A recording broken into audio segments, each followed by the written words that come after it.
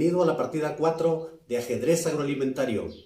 Soy Arturo García y en esta sesión cerraremos con el conflicto bélico del Mar Negro, para lo cual revisaremos el tema del petróleo versus alimentos. Espero me sigas hasta el final del video, pues sería interesante conocer la problemática que México vive en materia de energéticos. ¿Por qué México es tan dependiente de los productos energéticos que Estados Unidos le vende? ¿Será que Pemex aún podría llegar a ser una empresa rentable y eficiente? ¿El petróleo y las gasolinas que Pemex produce satisfacen adecuadamente la demanda de México? ¿Es el petróleo la mejor opción como fuente generadora de energía que debería aprobar el gobierno de México? Finalmente, ¿habrá un plan estratégico que dirija a los mexicanos a lograr la autosuficiencia energética? ¿Te gustaría analizar conmigo estas respuestas? Pues quédate y revisémoslo.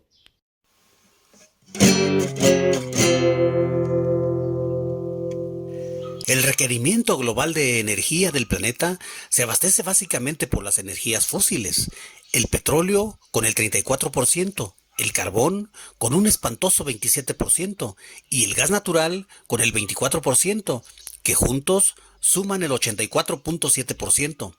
Las energías renovables suman casi el 11%, con un crecimiento acelerado en puerta para los próximos años, sobre todo en Europa, la India, Estados Unidos y China.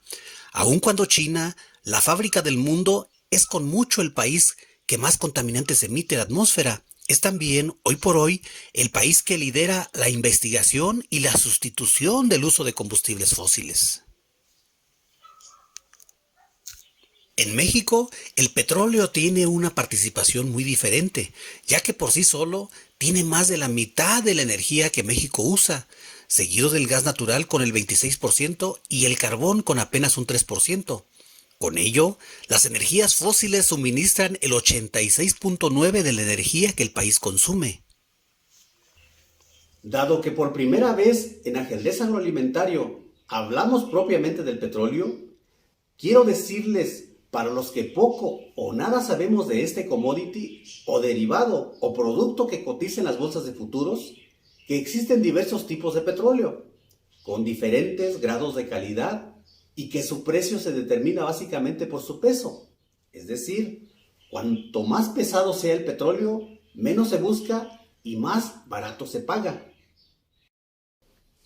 Por tradición, se usa el barril como unidad de medida del petróleo, aunque también es bastante común encontrarlo en toneladas. Una tonelada de petróleo equivale a 6.85 barriles y un barril equivale casi a 159 litros. Así nos encontramos, entre otros tipos, con el caso del petróleo del Brent, del Mar del Norte, que se caracteriza por ser ligero y fácil de refinar. El precio del barril Brent se negocia en la Bolsa de Londres e influye en la valoración mundial del petróleo crudo, siendo así un referente entre los principales índices financieros en la bolsa de futuros. Quiero mencionarles también que existen divergencias en las necesidades de petróleo de cada país. Es decir, hay países que producen cantidades abundantes y que internamente la consumen. Otros países que no producen, pero que compran mucho. O bien, hay países que producen mucho, consumen mucho, compran mucho y venden mucho. Y de igual manera, hay países cuyas economías dependen exclusivamente de sus ventas de petróleo. Pues bien, aclarado lo anterior, les comento que Estados Unidos, la economía más grande del mundo, es el país que también más petróleo crudo produce. Tan solo en el año de 2021 su producción fue de 722 millones de toneladas, equivalente al 17.5% de la producción mundial. Es de destacar que la participación del petróleo en su PIB o valor global de su economía tan solo fue del 0.4%. Pero también importó 332 millones de toneladas. Entre sus proveedores estuvo México, y sus exportaciones fueron de 186 millones de toneladas. cifra que representó casi el 13% del valor total de sus productos exportados. Además, Estados Unidos tiene un nivel de reservas que al ritmo de su producción actual solo le alcanzaría para 10 años de extracción, aunque paralelamente maneja una reserva técnica estratégica que ahora es de 83 millones de toneladas. Esta reserva, que se creó en la década de los años 70, se ubica en 60 cavernas subterráneas en los estados de Texas y Luisiana, con capacidad para 102 millones de toneladas de petróleo, que surtiría al país por 4 meses de importaciones petroleras en caso de alguna contingencia de desabasto. Ya entrados en materia, les comento que como consecuencia de las sanciones impuestas a Rusia, luego del conflicto bélico con Ucrania, Estados Unidos ha estado liberando petróleo de su reserva estratégica, por lo menos un par de veces desde finales del año de 2021, para tratar de contener el aumento en los precios de las energías. Más aún, recientemente se dio a conocer que en breve se estaría liberando 1 millón de barriles diarios por 6 meses, lo que reflejaría una reducción durante el periodo de al menos un 32% en la reserva estratégica, que pasaría de 83 a casi 57 millones de toneladas. Como referencia, el consumo diario actual de petróleo de Estados Unidos es de 13.5 millones de barriles diarios. Rusia, por su parte, es un país emergente que en el año de 2021 su producción fue de 512 millones de toneladas, equivalente al 12.4% de la producción mundial. En este país, la producción de petróleo representó el 9.2% de su PIB. Rusia no importa petróleo, pero es el segundo exportador mundial después de Arabia Saudita, con 239 millones de toneladas, que representó el 42.1% del valor total de sus productos exportados, situación que al momento le debe estar pesando por motivo de las sanciones. Además, Rusia tiene reservas por 11.680 millones de toneladas, que al nivel de extracción actual le alcanzaría para 23 años. Sus principales clientes de petróleo son China, la Unión Europea y Estados Unidos. China es el sexto productor de petróleo crudo, con 2.1 millones de toneladas, que representa el 0.4% del valor de su economía.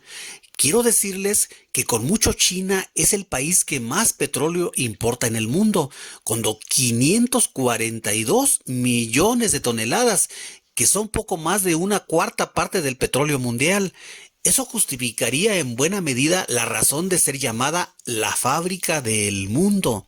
Sus proveedores llegan de todo el planeta, pero principalmente recibe de Arabia Saudita, Rusia, Irak y de Brasil. Sus exportaciones no son significativas y sus reservas serían para 19 años. Otros países con alta producción de petróleo son Irak, Arabia Saudita, Emiratos Árabes Unidos e Irán, todos del Medio Oriente. Como se puede apreciar en el cuadro, sus economías dependen altamente de la venta del petróleo, algunos como Irak con el 100% de dependencia y los Emiratos Árabes con casi el 72%, con reservas para más de 100 años de extracción. Es por eso que recientemente Estados Unidos y Europa han solicitado a Medio Oriente, en particular a los Emiratos Árabes, que aceleren la extracción de petróleo y gas a fin de intentar bajar los precios mundiales y tratar de reemplazar los envíos rusos.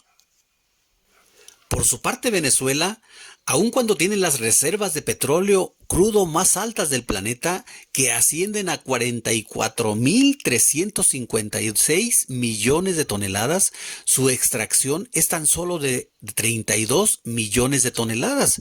Se habla del colapso petrolero venezolano debido a la corrupción, al incremento en los costos de producción, al envejecimiento de sus pozos y falta de mantenimiento, y sobre todo a las sanciones impuestas por los Estados Unidos. El colapso petrolero en México no sería tan distinto al colapso petrolero venezolano, aunque en el año de 2021 se extrajeron 92 millones de toneladas con una contribución en el PIB de solo 1.8% y un 3.8% del total de sus ventas al exterior. Sus reservas actuales son de 845 millones de toneladas que le alcanzarían para 9 años de suministro y ocupa actualmente el lugar 21 en el ranking mundial de reservas. Y ya hablando de la industria petrolera mexicana y en particular de la empresa paraestatal Pemex, esta empresa fue creada por instrucciones del general Lázaro Cárdenas en el año de 1938, con funciones bien claras y definidas: explorar, producir, refinar, transportar y comercializar el petróleo y el gas natural de México.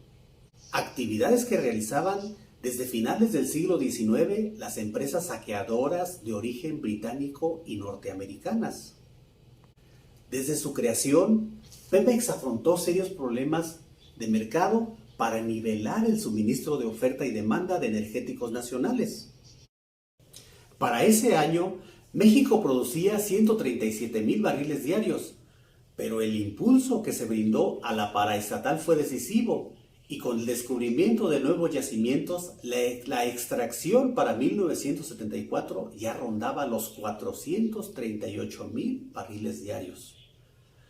Paradójicamente, en ese mismo año se descubrió en aguas someras del estado mexicano de Campeche un yacimiento que marcaría un hito en la historia petrolera de México, al cual se le llamó Cantarell, en honor a Rosendo Cantarell, su descubridor.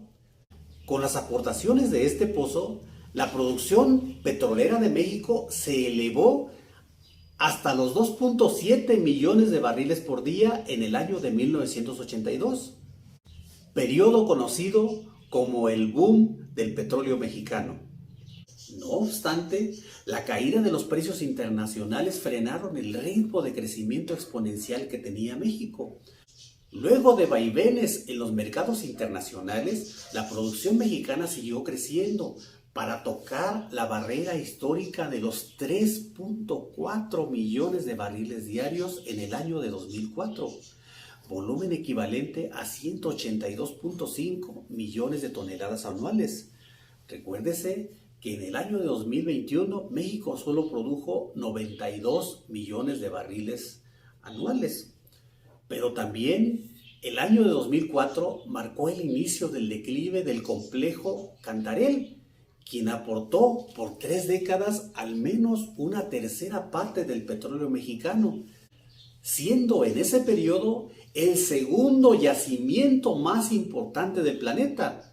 En caída libre, la producción mexicana de petróleo ha tocado los tiempos actuales, cuando se tienen mínimos históricos de extracción no vistos desde el año de 1979. En el año de 2022, Pemex afronta una profunda crisis que desde el año de 2021 dejó de ser la empresa más grande del país en términos de ingresos, cediendo su lugar a América Móvil de Carlos Slim.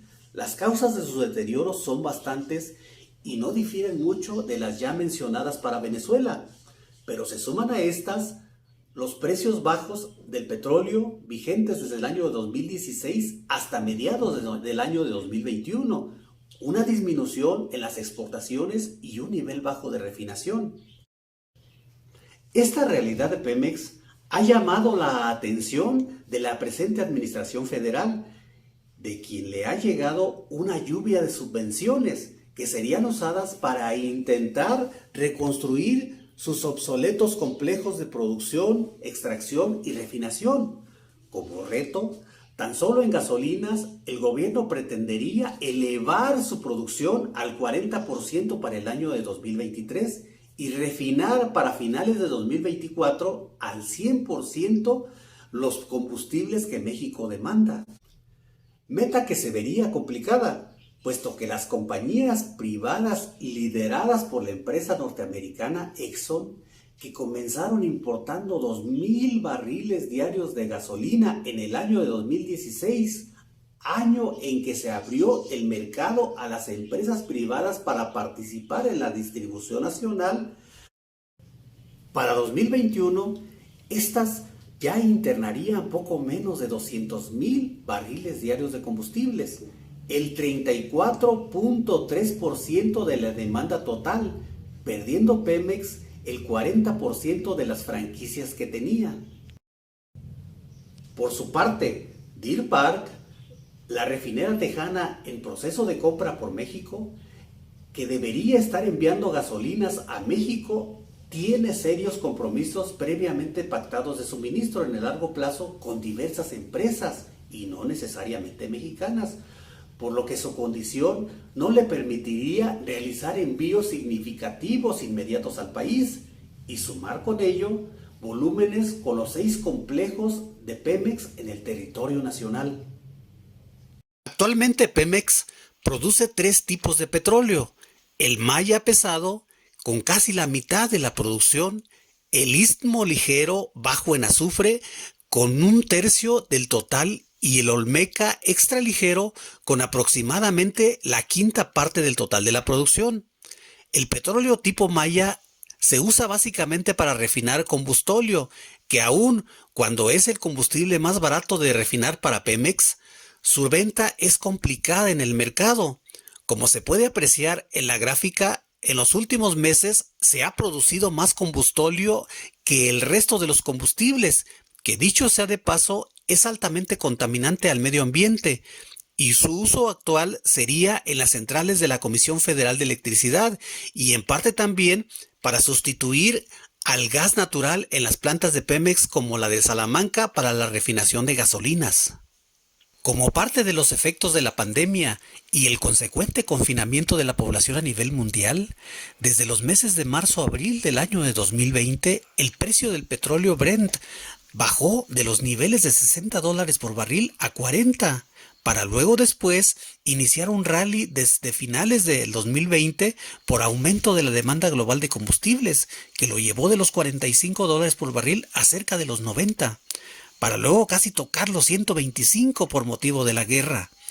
El incremento general fue de 191% en un año 3 meses. Actualmente, la incertidumbre del conflicto armado y el aumento de la demanda, entre otros motivos, han generado una gran volatilidad e incertidumbre en el commodity. Muy similar al caso de la gasolina, México no es autosuficiente en la producción de gas natural. El consumo nacional del año de 2021 fue de 80 millones de metros cúbicos, de los cuales México produjo 22.1 e importó 57.4, teniendo un escandaloso déficit de 35.2 mil millones de metros cúbicos, volumen que representa el 72.1% del total. De hecho, el grado de dependencia ha venido a más, ya que en el año de 2013 el país, si bien no era autosuficiente, por lo menos sí lo era superavitario, con 15.2 mil millones de metros cúbicos, 63.4%, cuando la demanda nacional sumaba los 56 mil millones de metros cúbicos. Es decir, la demanda de gas natural creció en 41% en 9 años, 4.6% de incremento anual. Y por cierto, el 99% de las importaciones nos las manda Estados Unidos. Demasiado buen negocio para nuestros vecinos del norte. El precio del gas natural, aunque ya venía de un rally alcista desde marzo del año de 2021, la guerra en el Mar Negro lo lanzó 100% arriba, de los 4 a los 8 dólares por MMBTU, millones de unidades térmicas británicas, aunque ahora se encuentre sobre los 6.5, explicado en parte por la guerra, dado que Rusia es el cuarto exportador mundial de gas natural, pero también explicado por la necesidad de calefacción en interiores en Estados Unidos y en Europa, ya que el frío se prolongó más allá de la mitad de la primavera, y ahora, para cuando el calor llegue, se requerirá para la refrigeración, y las promesas de una mayor producción por parte de Medio Oriente podrían tardar más de lo previsto en materializarse. Damas y caballeros, la partida continúa y las piezas estratégicas en energía, al parecer, seguirían con destino incierto. y nuestros energéticos continuarían altamente ligados a la economía norteamericana, y revertir el proceso sería complicado al menos en el corto y mediano plazo. México afrontaría el dilema coyuntural e histórico de continuar fomentando a fondo la dependencia de los combustibles fósiles, o bien cambiar o al menos compartir con el fomento a la producción de energías limpias o verdes. De no requerirse de la participación del capital privado, la propia federación también lo podría fomentar. El debate está puesto en el tablero de ajedrez agroalimentario, revisando objetivamente las implicaciones que las decisiones tomadas repercutirían en el corto, mediano y en el largo plazo, no solo por el estilo de vida que se deba tener, sino por el riesgo que deriva de las emisiones al medio ambiente. Los invito a continuar conmigo en esta serie de ajedrez agroalimentario, que se queda contrariada por la importancia del tema, crucial para depender de la decisión de una sola persona. En la próxima sesión hablaremos del agua en México versus alimentos. ¡Jaque mate! ¡Nos vemos en la próxima partida!